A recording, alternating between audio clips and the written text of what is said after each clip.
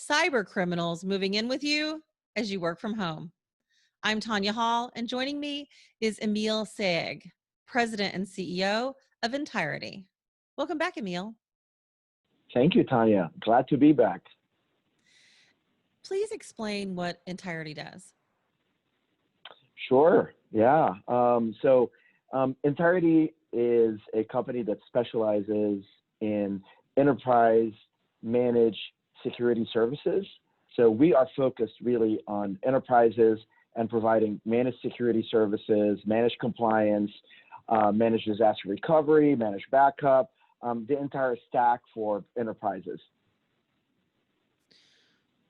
What are some of the cyber threats that moved in with us since we've been avoiding the pandemic by working from home? Oh my goodness, lots of cyber threats.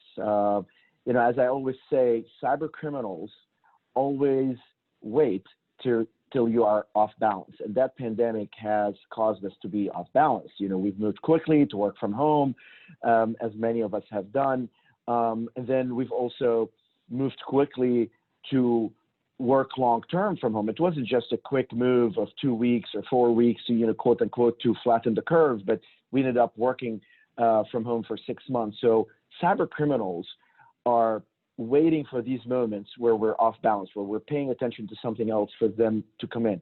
So what we've seen is a surge in what I would call phishing attacks that are culminating in essentially cyberjacking the information that customers have on their networks, and what's also known as ransomware.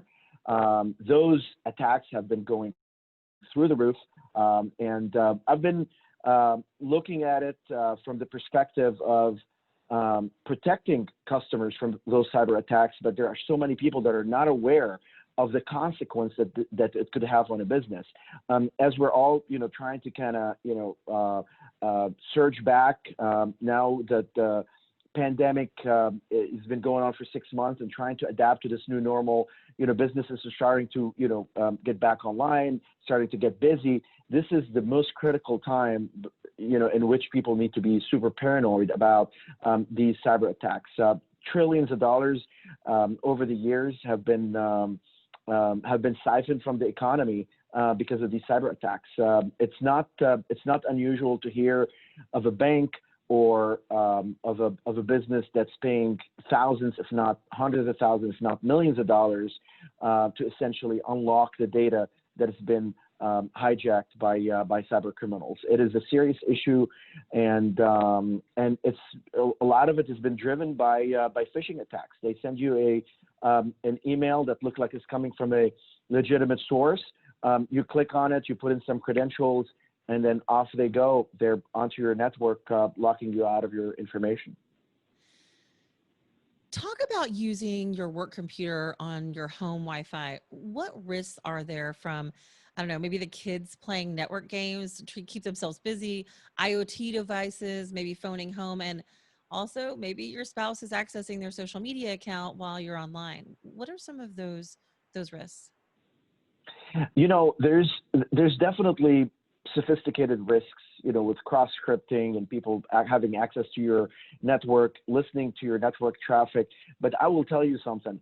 You using your social media account as well as non-work related things on your computer is one of the biggest issues, because that's how phishing starts.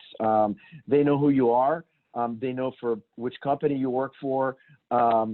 And they will send you a nefarious social media link to a website that will, potentially start listening to your keypad entry, right? To your keyboard entry, right? And it'll start listening to it and registering passwords, registering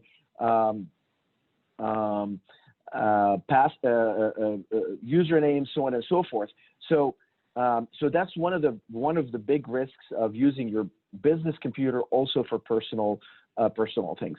The other thing that we should all be aware of is using VPNs religiously when we're accessing the network or accessing business items, and that's one of the things that should be people should be a lot more aware of, and that will protect against some of the network listening viruses that will sit on the network or your home network and so on and so forth if you start to protect yourself with a VPN. But, all the things that you stated are real risks.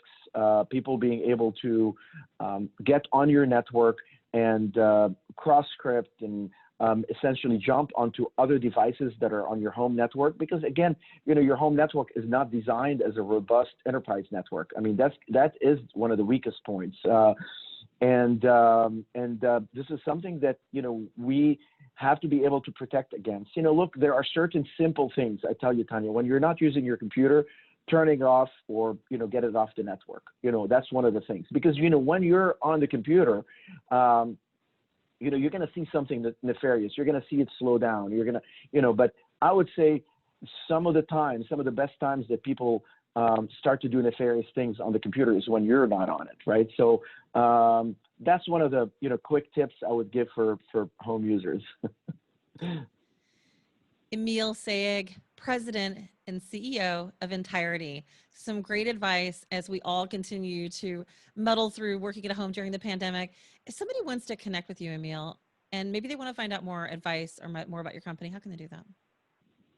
Absolutely. You can reach us on our Twitter account, which is Ntirety, at Ntirety. You can reach me at Sayegh on Twitter, or you can go to www.ntirety.com and reach us through the many contact forms there. All right. Sounds good. Thanks again for joining us. Absolutely. And find more of my interviews right here or at tonyahall.net. Thanks for watching.